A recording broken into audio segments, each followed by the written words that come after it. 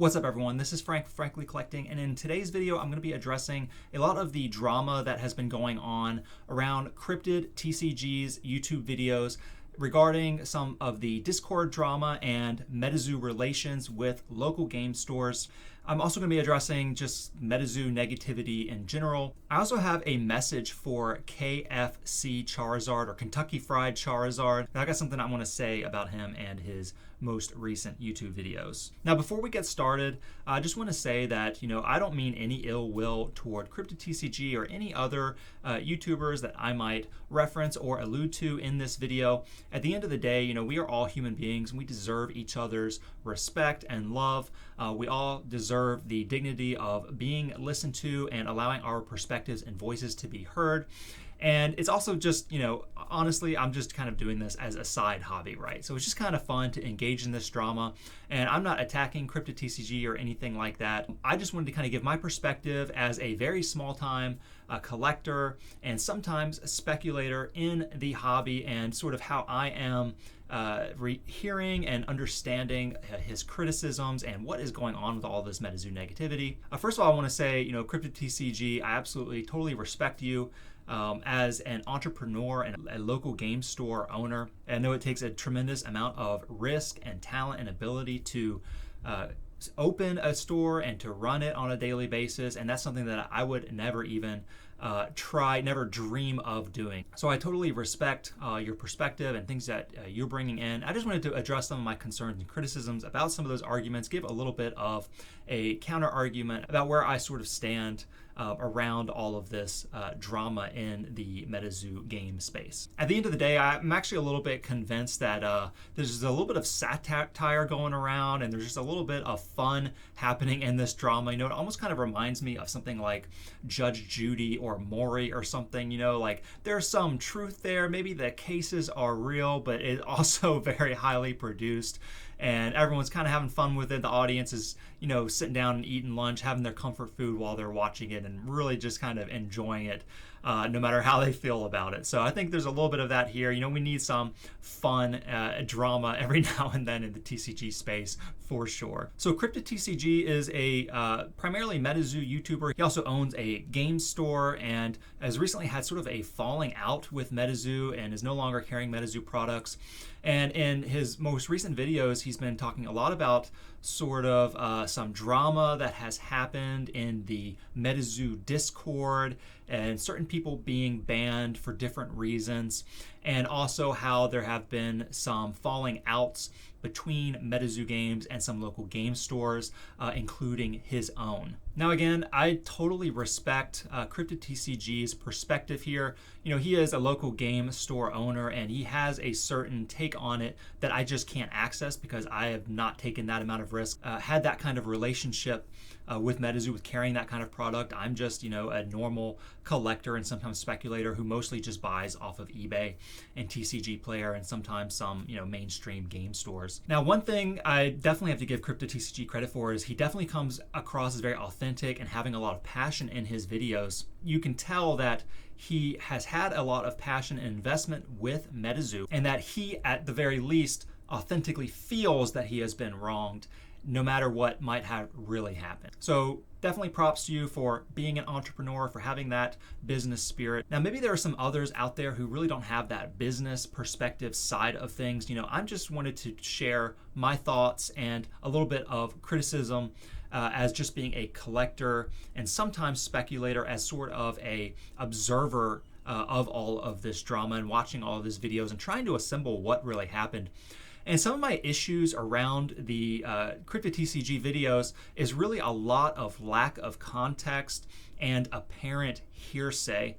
So I think some people are taking for granted that a lot of the MetaZoo community has been around for a long time, has been a part of the Discord, or is a part of the Discord at least now, even if they came in late, and are aware of all of the key players and the things that have been happening and all of this drama on Instagram and Discord and all these places, Black Border Society and whatnot. And the issue is, I think a lot of people don't really know as much as people think they know. I came into MetaZoo after Kickstarter. I'm sure MetaZoo had their Kickstarter community, they had their Patreon community, then they had their Discord community. And I came in right before first edition boxes released on Channel Fireball, and I have to this day never been on the MetaZoo Discord. And so I'm hearing all of this stuff and I wasn't there, and I'm sort of missing a lot of pieces and these references that are not given a lot of proper background and context. And so for me, it feels like there's just a lot missing in some of this criticism. You know, when you flash a conversation from Discord and there's a little bit of hearsay, you know, there's like a claim that it is Mike Waddell talking on the other end, but we're not really exactly sure about that all of the time. And then when I'm reading the conversation in itself, I don't really understand exactly what is happening.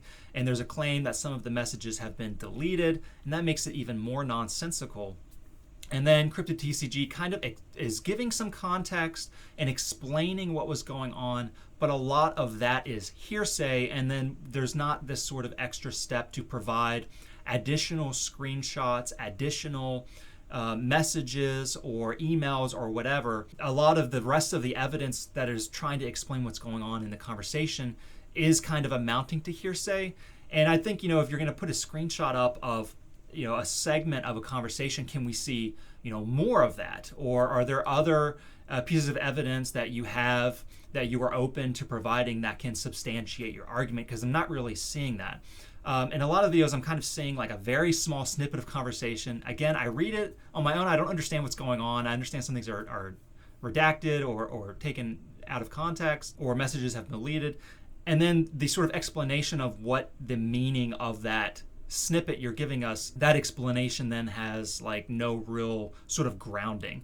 So it kind of reminds me of sometimes like, you know, a biased newspaper will put out a really incendiary headline, which if you only read the headline, you know, sounds really awful, but then it ends up being kind of exaggerated once you actually read the article or look into the matter a little bit more.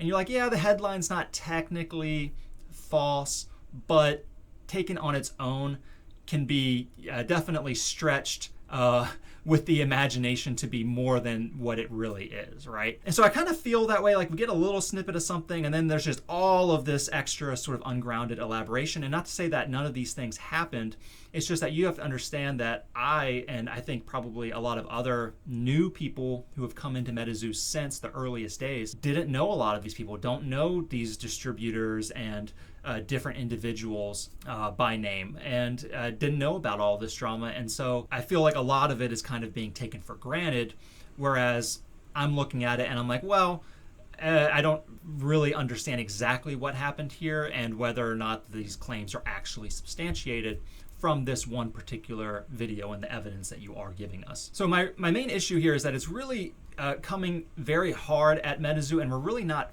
at least me as an observer, I'm just not kind of seeing the substantiation that I would want to see around it. You know, again, all that hearsay and sort of lack of grounding of what is actually being shown. A lot of kind of glossing over certain things, maybe kind of assuming that people just know certain things or assume certain things when in fact we don't. Remember, there are a lot of people who have come into this game after the fact. The entire MetaZoo community isn't just this one very dedicated group that's been there from the very beginning. It has been growing. I'm one of those people who have come in, and not all of us are on Discord. You know, I know there's a lot of activity on Discord. I see the news on it. I see different screenshots and things like that. But I'm not active on Discord. You know, I describe myself as kind of like a millennial boomer. And I don't mean any disrespect to like baby boomers or anything. I don't mean to be insulting or derogatory with that term. What I mean by that is, you know, I'm 35, so that's the millennial part. And then I'm a boomer in that I'm not real active on social media and on Twitter, on Instagram. I literally just got on Instagram, so I can start following a lot of these trading card games, but I haven't really been active in the past. And I'm still not on the MetaZoo Discord. And people kind of just assume that everyone in the community is on Instagram or on Discord, and they're not. You know, a lot of people are just kind of lurking on YouTube, and those are the people like me who I feel like are kind of watching and being like, what exactly happened again? You know, and there's just some confusion and lack of clarity to substantiate the sort of negativity coming around these critiques. I think one good example of that is the sort of claim that Golden Distribution in the most recent video like didn't just completely deleted you from their account or something, and then you're requesting that they give you invoices that you need to use for your taxes, and you know, all that stuff just kind of is thrown out there again with like you know, not any sort of showing on that that email, and maybe there are other avenues besides like a community-wide YouTube MetaZoo criticism video, like maybe emailing going to distribution or going through a legal letter or something like that, right? So it just kind of feels kind of odd and sort of out of place with what the actual message is that you're trying to get out with MetaZoo games. Now, there's been some stuff going on about like contract and partner agreements and like what is the proper price that certain booster boxes should be sold at.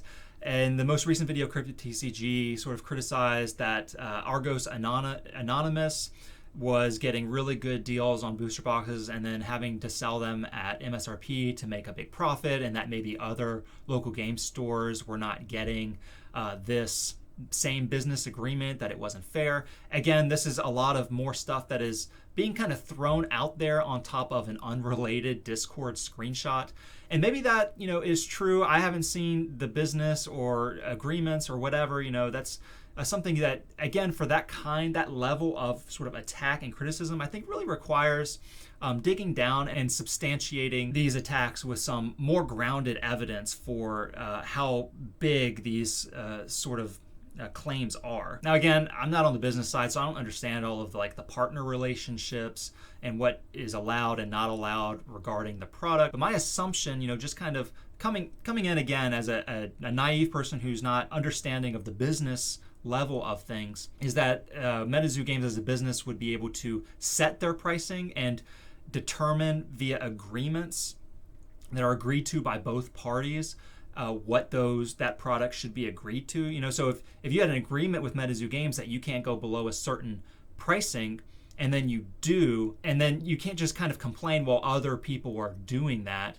or well, they just won't sell at that price. I mean, that's the agreement you went into, and I would assume that would come with some risk of, well, if it doesn't sell at that price, you're just going to have to wait it out or something, right? Or have a backup fund or product to make up for that. You can't just break the agreement to save your business, right? So my understanding would be that that would be something that you would have known about in an agreement from the very beginning, right? And I'm just speculating here, remember that I don't know the full story, I haven't seen the agreements, but what I'm trying to say, I think, is that in that kind of attack, it would be good to kind of show us, what is the agreement? Is that something that is open that you're allowed to show the public and flash and show what the agreement is and how you were betrayed in that agreement, right? Because that's the kind of stuff that is just kind of really getting glossed over in favor of just the larger claim that is being made. But it seems like it's more complex and nuanced, and would really require a whole lot more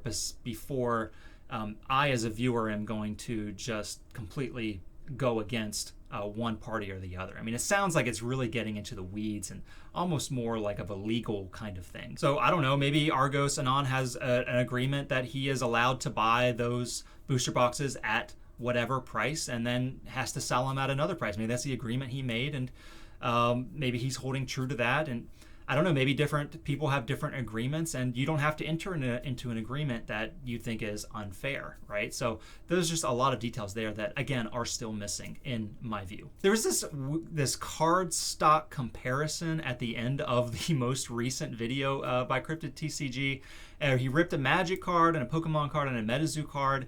And again, I'm not a card stock expert, but he said the Magic one was this beautiful black core stock. Pokemon had a great stock. And then the MetaZoo card, first of all, I've handled MetaZoo cards. They feel fine to me. I mean, I understand that different card games have different stock. I mean, Final Fantasy TCG has a very nice thick card stock, but not as many people are into the Final Fantasy TCG regardless of that. So it is high quality, but that doesn't really mean a lot for the market as a whole at the moment. And apparently the MetaZoo card stock is of lesser quality according to the Cryptid TCG. And then he did some more, he peeled off some additional layer of it. I'd like to see, can you go back and peel off that additional layer of the Magic card and the Pokemon card? I would assume that you could also pick apart the interior of that card if you really wanted to. And I mean, who cares? If you've seen the new MetaZoo x eBay collaboration cards, those are obviously of really great card stock. I mean, everyone's been talking about how great those cards feel and how nice the holo and the colors look on those cards. And yeah, it makes sense that a new card game who is just getting their feet wet are probably going to start off with maybe lesser quality printing or materials, and then kind of work up from there as they grow the game and get more income and all of that kind of thing. So I don't know. And then Magic has problems with like foil curling and stuff. So I think kind of, who cares about the card stock? I'd like to see some more, scientific, I guess, evidence on just how much worse it really is, and also some explanation of why we should care about that card stock when Magic the Gathering Pokemon have been around for 20 plus years. Now I want to address the negativity around MetaZoo in general. Rudy from Alpha Investments has talked about with Flesh and Blood.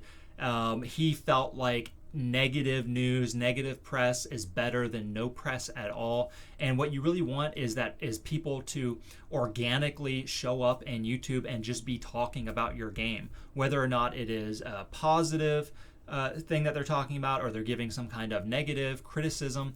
Those people, those collectors, those players, those speculators, investors are passionate about it, whether it is positive or negative. They're taking time out of their busy days and lives to talk about the card game, and even if it's negative, they love the card game, they see something wrong with it, they want it to improve, they want it to be fixed, and they're giving their voice. And even if it is negative, it is marketing for that game. And for trading card games, you have organic discourse on YouTube around your trading card game. That means that you are alive as a game. Maybe no one has something negative to say about your game, but maybe they're not saying anything at all. And, that is deadly. That is lethal for a trading card game. You need to have an active community talking about your game, whether it is positive or negative. So I think from this perspective, it is just kind of continuing to show evidence of MetaZoo's continued growth and relevance in the TCG space, that you're getting this level of drama. You remember that Pokemon drama that happened with Frosted Caribou and King Gary, and he said something about the artist Arita on his BGS slab, and she took it out of context and blew it up, and they had this huge war. The fact that we're getting this kind of drama around MetaZoo almost makes me feel like it's going to another level where we need to get beyond kind of market updates. And in Pokemon, people don't want to hear about vintage versus modern every single week. They need to change it up and put some drama in. And I think some of it's really just kind of in good fun, or there's a little bit of that, we're kind of doing this to change up the conversation a little bit. And it kind of piques people's interest. It gives something different and fresh around that topic. And that's just free marketing, in my opinion. I think the game is growing. I think this drama actually suggests that the game is growing and becoming more successful. I would guess that people coming across MetaZoo for the first time, watching some of these negativity videos, I would guess that a microscopic portion of that audience are coming away from that video and turning away from MetaZoo. I would guess that most people are going to say, what is this MetaZoo thing? What is going on here? They're going to do a little bit more research, and they're going to absolutely fall in love with MetaZoo as a result, and then they're just going to follow the drama for fun. Now, last thing I want to say, I want to call out Kentucky Fried Charizard here. Now, you've been doing a lot of shorts on what I guess is like your farm or your property, and I just wanted to tell you that I'm really enjoying those videos. I mean, they are a lot of fun, and I've got background. I grew up in Southwest Virginia, and I just visited my brother in Fort Hood, Texas. I've had family in Louisville, Kentucky, and I love the American countryside. I'm loving those shorts, and your videos are absolutely hilarious. So keep it up. We are gonna take MetaZoo to the freaking moon. I don't know what all this drama is with banning people and Discord and all this stuff. Again, I came into it way later. I'm just kind of hearing about all this stuff, almost kind of hearsay from different sources here and there. Now I'm talking to everyone now. You have to realize that a lot of us are coming in and we don't really exactly understand what happened, and we're just kind of moving forward with the game and what we enjoy about the game, and this drama's gonna die down. And it's going to have its hardcore people that have been here for a long time who are going to be still beating this drum. But I think a lot of people are just kind of moving forward and just trying to get the positive things that they want to get out of the game. And I think we're going to be moving to even bigger levels for MetaZoo. We got this TV show coming out now soon. MetaZoo just partnered with a talent agency to get that going, and the video game and the book and all of this stuff. And things are going to be really blowing up, and no one's going to really recognize what's going on with all of this drama in a little bit. So this is not financial advice, but maybe you should just start getting the stuff that you really enjoy about MetaZoo now before it really explodes to Pokemon and Hello Kitty levels. You do realize they got like a head person from Hello Kitty on their team, right, with this licensing, that MetaZoo has some very big potential ahead of it. So that's all I'm going to say on that. We've got more market updates coming in the future, of course. All right, thanks so much for watching my video, everybody. Like and subscribe. Join our fellowship of collectors. Let me know your thoughts on all this drama down in the comments below. If you're loving MetaZoo, make sure you check out my market predictions on the MetaZoo market for the rest of 2022 right over here. I also talk a little bit about where I think MetaZoo will be once we get around to 2023. Again, thanks for watching, and I will see you all in my next video. Thank you.